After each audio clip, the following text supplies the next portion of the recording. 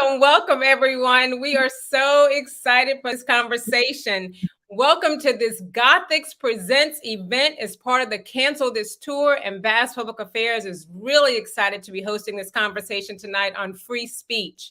We have with us Gothics and Candasia McKenzie. Everyone probably knows Gothics. She is a wildly successful YouTuber, content creator with over 260,000 YouTube subscribers within her community. And they are always blessed by her wit and her insight. And we are also joined by a rising star from my hometown. I'm very proud to say of Columbus, Georgia. She's a Georgia peach.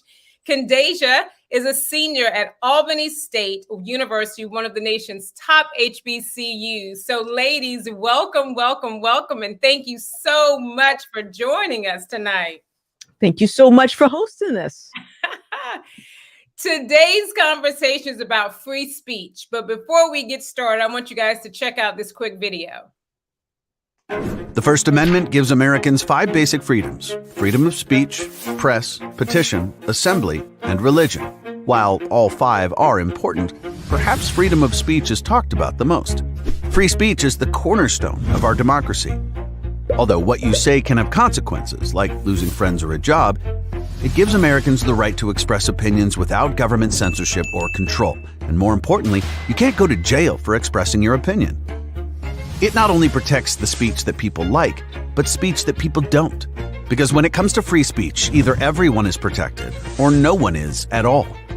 It allows citizens to support political movements and candidates. It gives people the power to call out government corruption and abuse. And most importantly, it empowers people to give unpopular opinions. The civil rights movement is a perfect example of free speech in action. During the 1950s and 60s, civil rights activists such as Dr. Martin Luther King Jr. were able to use free speech as a tool to force change within society. By exercising their voice, civil rights activists were able to outlaw racial discrimination that plagued the nation. But in today's politically charged climate, some people believe the government should restrict certain speech. But thankfully, because of the First Amendment, everything from car commercials to fiery protests are protected.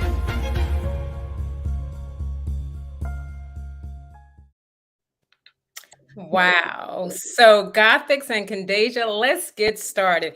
Gothics, let's start with you. Tell us a little bit about your story and why you believe free speech is so important. Yeah, so if you guys don't know, I am a content creator since 2019, and I started on Twitch and grew a pretty big following over there, and I got canceled actually several times, and it got to the point where I wasn't able to make the type of content that I was making. I wasn't able to continue doing that because of cancel culture, and because anytime I opened up my mouth, people would try to attack me and get me deplatformed. And so I think free speech is important because I literally cannot do my job if I don't have free speech. And this is what I do to pay the bills. And that's very important to do that, especially also because Gothics is getting married soon, for those of you who didn't know. We need to buy a house, all right? We got a wedding to plan. Exactly. Candasia, tell us a little bit about yourself as well, and why is free speech? You're a college student, right? Yes, ma'am, I am. And tell us, why do you believe free speech is so important? So I believe that free speech is important just because of the simple fact that your voice is everything. Your voice is your power. So to be able to make an influential change, you must have a voice. You must be able to speak up on what is right and what is wrong. So that's why I feel as if freedom of speech is something that's very important. Now, Gothics, back to you really quickly. When you started, you said that you started on Twitch. Tell us exactly what happened and why you were canceled. Tell us a little bit about that story. Yeah, so I was canceled because I had the audacity to go on Twitter and voice an opinion, and you don't do that. That's a bad idea. But I went on Twitter and just put a statement out there that I don't think people should be accused of being racist just for something like, for example, specifically with my situation, I didn't like them casting a Black woman as the Little Mermaid, who, if you don't know who the Little Mermaid is, she's a white character.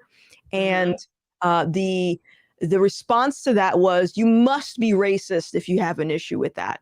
And I think that that type of dialogue creates more racial tensions that are unnecessary, instead of considering what other reasons why people wouldn't be on board with that movie. So that was literally how it started, was me calling out, I guess you would maybe consider it woke behavior online.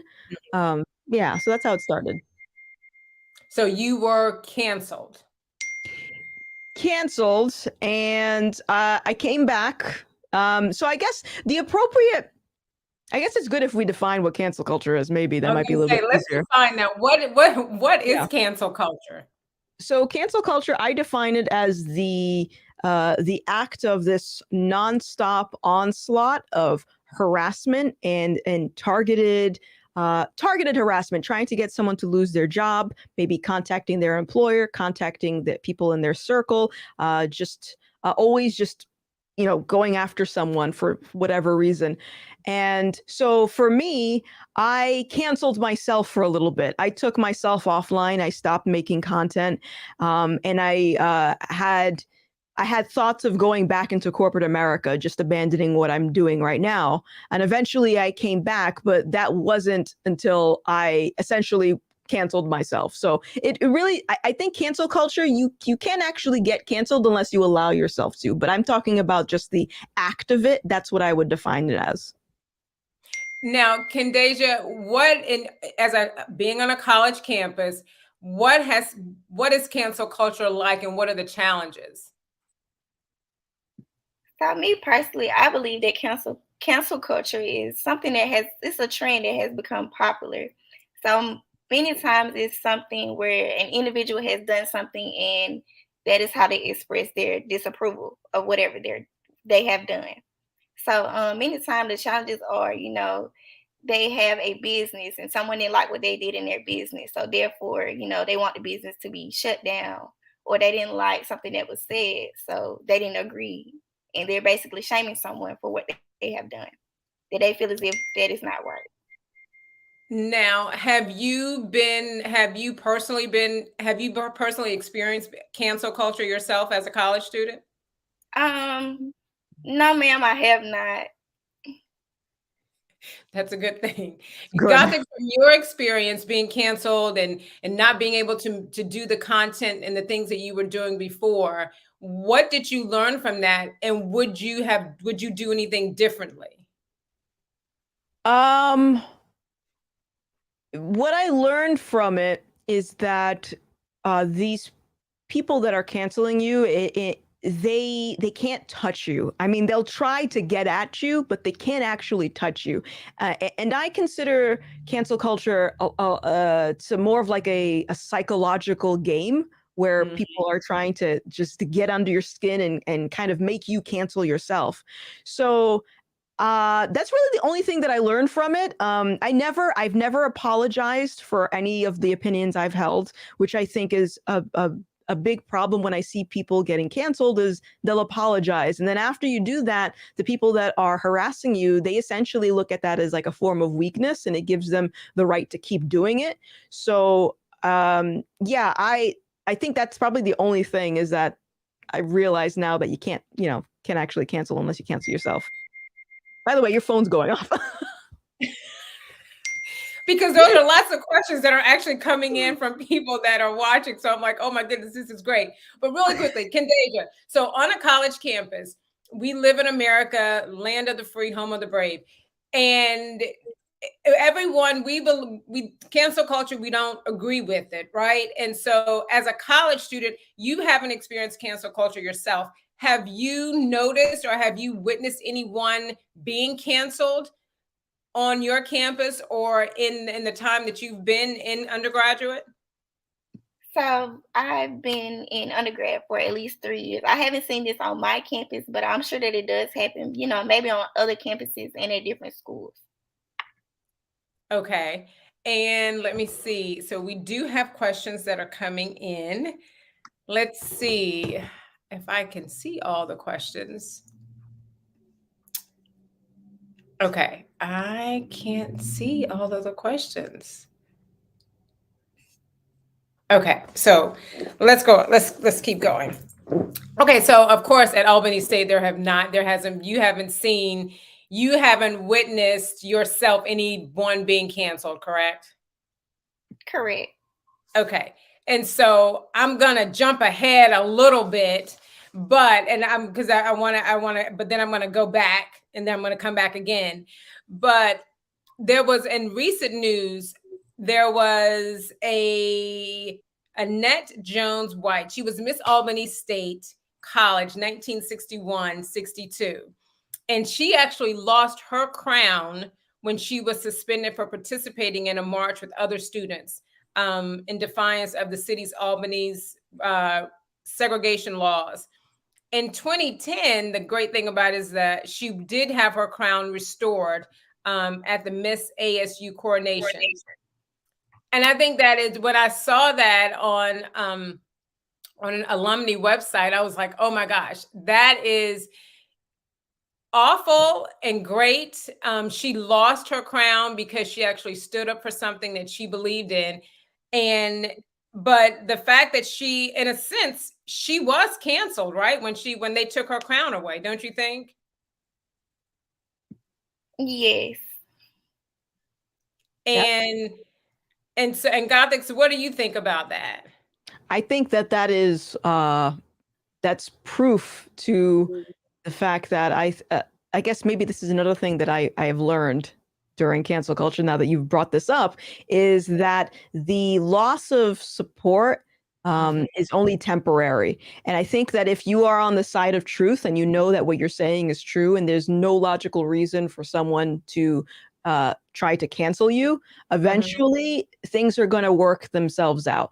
Especially now with how bad cancel culture has gotten, I think a lot of people are looking for voices of reason, and they're sort of trying to support people that will stand up against the mob and stand up against cancel culture. So I think in that situation, that's similar to mine, where I lost a big chunk of my audience on Twitch and then regained that plus more on YouTube, just kind of going through the motions and just dealing with it. Kendasia, how do you think during the civil rights movement, the phrase cancel culture, it didn't exist, but people were being canceled? How do you think leaders back then, how do you think they pushed back? So I believe that they pushed back by having marches, sit-ins, and boycotts.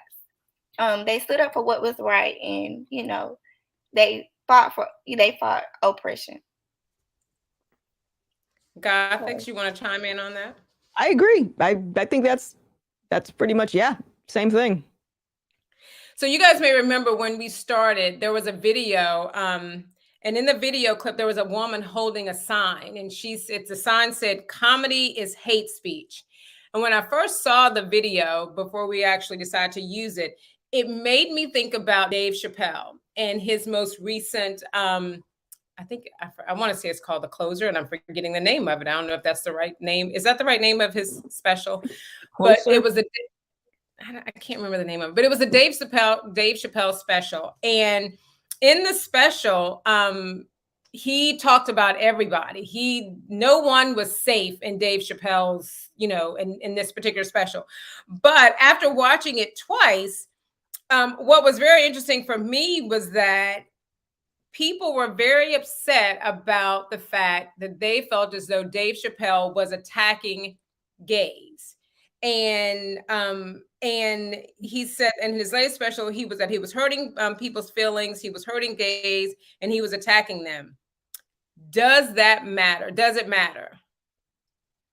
I don't think so. I think also from the stance that you just said, that Dave Chappelle, he's an equal opportunity comic. So he makes jokes about everyone. And right. I think that context matters. And when you're going to a comedy club to listen to jokes, I think that's very different than going out into the middle of the street and yelling at someone because of their sexuality. Now, I watched the episode. I don't know. Did either of you watch it? Have you both watched it?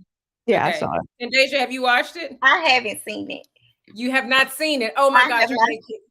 Okay, Kandasia. Well, this is a spoiler alert because I've got to say something in there. So it's going to be a little bit of a spoiler alert, but you should still go watch it. So after watching it twice and listening to it and paying really close attention, people get so up in arms about the fact that Dave Chappelle was what they thought was attacking gays, but no one batted an eye, and I can't bat my eyelashes. I wish I could, but no one batted an eye when he talked about priests having relations with little boys. That didn't cause anyone to get upset or didn't cause anyone to get angry. But when we're talking about men identifying as women, that was something that really upset people. What do you think about that? I mean, he wasn't saying go physically hurt someone. He wasn't saying to beat someone up. He wasn't saying to cause physical harm to anyone. He was making jokes, but he wasn't telling people to go out and hurt anybody. So for me, I think that is the result of the media, and I think maybe culturally how it's not good to make fun of gay people or trans people. Like, it's actually a bad thing in the mainstream eye. Whereas if you think about things related to religion, that doesn't get treated in the same way as things relating to LGBT rights. It's very obvious that it's not treated in the same way. So I think that is the result of it. It's like people have just kind of been conditioned to snap the second that they hear a joke or a comment relating to one community and not the other. Kandasia, what are your thoughts on that? My personal thoughts, I would say my personal opinion, me personally, I just feel as if, even if you do like a different sex, if you do like a different sex or whatever the case may be, whatever you feel, I feel like no one should be shamed about that. No one should be made fun of or, whatever the case may be, because that's what they prefer. I totally agree. We do have a question from Patrick. And Patrick asks, he says, what do you think about someone being canceled for past actions which were based on that society, a person's life experiences, and change of heart are never brought into the equation? So he's saying, Patrick, I'm hoping I'm translating your question the correct way. But he's saying, how do you feel about someone being canceled for something they did in the past and they've changed? I think they're rehabilitated and they're a different person. Should those past actions still be held against them now? I don't think so. I think that people do change, people do learn, but also I think I find a very big problem with people that inject themselves into someone else's life. Like and I see this a lot on social media where people will dig for old posts, old tweets, and they'll bring that up. And I'm old enough to remember when the internet was in its infancy and I was able to make mistakes as a kid in the privacy of my home and learn from those mistakes. And I think social media has made it so easier to be connected and inject yourself into other people's life. So I think that is a huge problem, because at the end of the day, if someone's bringing up past actions of someone, you're essentially answering to, I call it the void, just random people online that have no connection to, and that's a huge problem. Kandasia? So I feel as if even if you had something in the past, I feel like that shouldn't follow you in the future. Everyone deserves a second chance, or everyone deserves a second opportunity. We have one of our listeners, Steven, says he disagrees that everyone has an opportunity to be made fun of. So he says it's just open game for everybody. Everyone can be made fun of. Part of me, I think that everyone has a right to say what their beliefs are and how they feel, as long as you are not physically harming an individual. That's my take on it. And I think freedom of speech it's very precious. And I think we all have a voice. My sister, my business partner, Dina, and I, we always say the marketplace of ideas. You can't silence people, and you have to allow people to speak their minds and to share their ideas and to share their thoughts. Not that they're going to change your mind or you're going to change theirs, but you can learn from it. I think that's my opinion. Can I just go back, actually, really quick? Because you just brought something up that I thought about. Is the thing back to the Dave Chappelle thing, where people were upset about those jokes that he was making. You also can't. There is no guarantee that I'm going to find the same thing funny that you'll find. So, what is that saying about the people that were, attacking him? It's like, do you want everyone to sort of have the same line of thinking? Because that's not possible either. Right. Absolutely. Okay. So really quickly, I want to go to the headlines. And you guys have probably heard either both of these or at least one of these stories because they're very recent. But have you heard about the Levi Strauss, the Levi jeans? The Levi jeans brand president. The headline says, "Yesterday I was a Levi's brand president. I quit so I could be free." That her name is Jennifer Say, S-E-Y. I turned down $1 million in severance in exchange for my voice. So have you guys heard her story? Okay, so let me tell you her story. And for those of you who are listening or watching, this is her story. This is a young lady. For years, she actually was a gymnast. She participated in the Goodwill Games as a gymnast for America. She was a very good gymnast. She went on to actually work with Levi Strauss. She worked up the ranks. She moved through the company and was doing extremely well, obviously, because she was about to be the CEO of the company. She, throughout her time at Levi Strauss, she got married, had 2 kids, got divorced, got remarried, had 2 more kids. So, but everything that, even though she had all these changes in her life, the one thing that stayed constant was her job at Levi Strauss. But COVID hit, kids are out of school. She gets on her own personal Twitter account, her own social media, not related to her job, not related to her husband, her kids, her personal account. And she expressed, using her free speech, she expressed her opinions that she believed schools should be open. She believed that it was a good thing to open back up the schools. The kids would be fine. And by doing so, she was vilified within her company. People that she helped through the company to move into higher positions. No one stood with her. No one stood with her at all throughout this entire process. And they finally came to her after meetings, after I think she went on Fox News. I think she went on CNN talking about the fact that she believed that schools should be open. She was called a racist because where she was in San Francisco, they said that she was saying that she didn't care about Black and brown children because those were the kids who were actually going to public schools. And by saying that schools should be open, she was trying to get rid of Black and brown children. Sounds a little crazy to me. That's just my opinion. But so the company basically pushed her out. She had a choice to take $1 million severance and sign that she would not speak about this at all. Rather than taking that $1 million severance and signing that piece of paper that she was going to close her mouth, basically, she said that's okay. She walked away from $1 million. What do you guys think about that? It was her own personal account. It was not associated with her job at all. I think I applaud her for doing that. $1 million is a lot of money. It's a lot. That would be a great wedding, right, Gothics? That would be a great wedding. However, I think the story of her losing her job because of her opinions as a result of like cancel culture, I think that is an important story that needs to be told. So I'm actually, I applaud her for leaving without that. Kandasia, what do you think about that? That is pretty huge, and she has 4 kids too. I have kids, and kids are not cheap.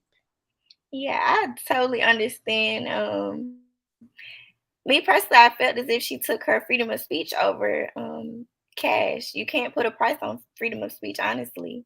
You sure can't. You said it very, very well. You cannot put a price on free speech. You really cannot. Okay, so really quick, one last story, one last headline. The Supreme Court to hear a case of designer refusing to offer wedding websites for gay couples. So this is, and you may remember, I think back in 2015, something very similar about a caterer was making a cake. But this is a designer, and they design websites and all kinds of things. But this designer does not, because of her religious beliefs, she does not feel as though that she should have to design wedding websites for gay marriages.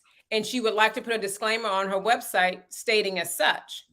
The Supreme Court is going to hear this case because there are some people who believe that because she is a designer, because she has this business, she should have to design whatever someone is paying her to do.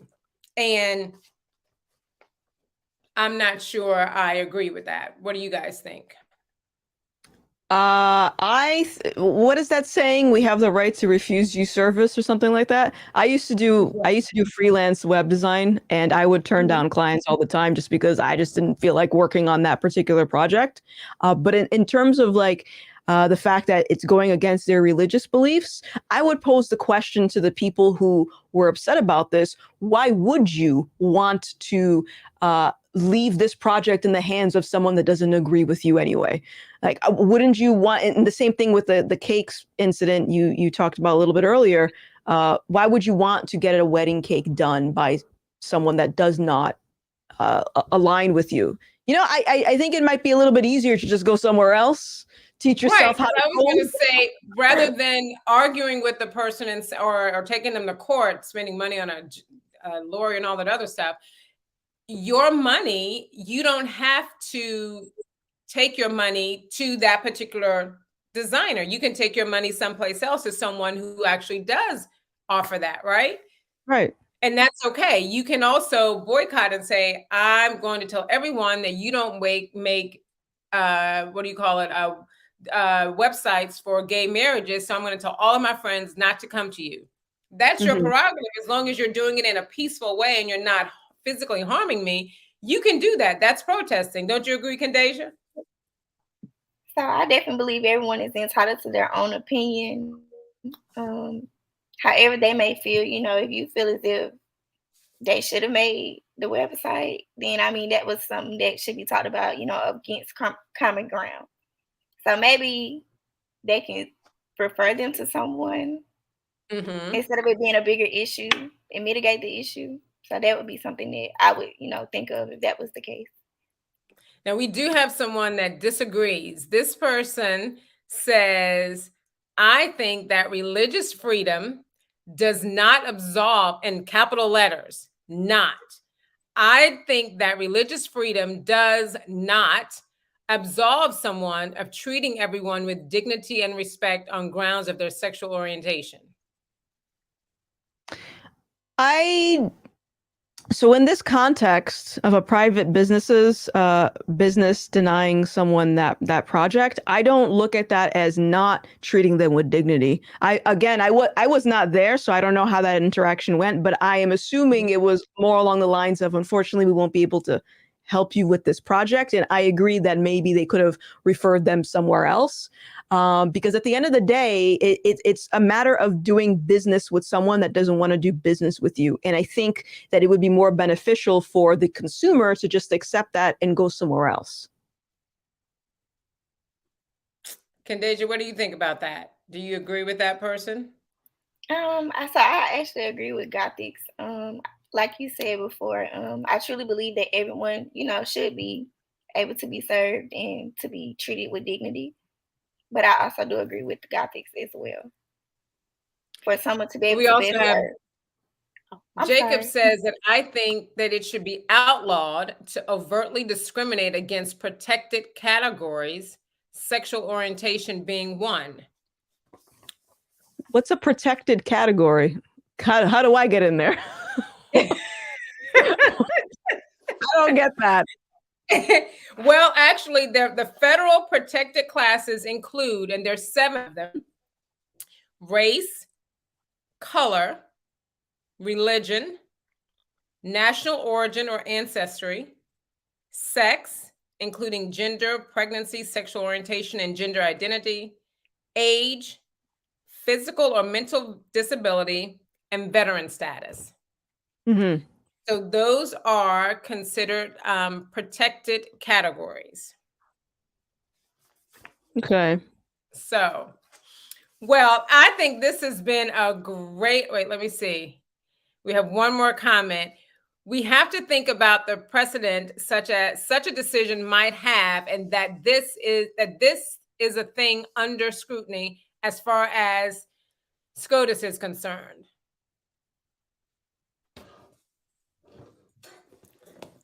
All of those are immutable characteristics as well. And that is that's about all the time that we have right now. But I want to say, for everyone who's listened and watched tonight, no matter what really stuck with me is a young lady at Levi who had no one to stand with her. No one stood with her. All of her friends that worked with her for over 30 years, no one stood with her. We want you to stand up for the right to speak, for the right for someone to be able to say what they believe and what they think. So please, if you don't get anything else from this 30 minutes with us tonight, please take that away and stand with someone for whatever. If they're speaking out against something that is very dear to them, stand with them. I'm not going to pretend that I'm not biased on this issue. I lean very, very, very close to free speech. For those of you who know me, it's very dear to me, being able to speak your mind.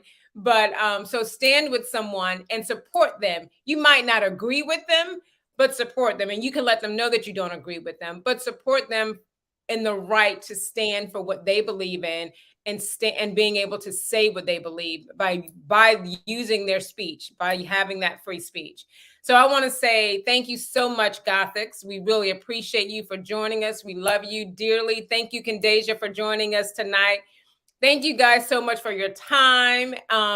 Please continue to send us comments. Please follow Gothics at Gothics TV and follow Policy and Pound Cake. Join us, because this is not the only time that we're going to have this conversation. We're going to have another conversation with Gothics and someone else really, really soon, talking about free speech and this cancel culture thing that seems to just continue to be going and going and going. And we all have to figure out how we can end it and really be in the marketplace of ideas and listen to other people and be very respectful for other people's views that may not be like our own. So thank you for joining us tonight, and we will see you next time.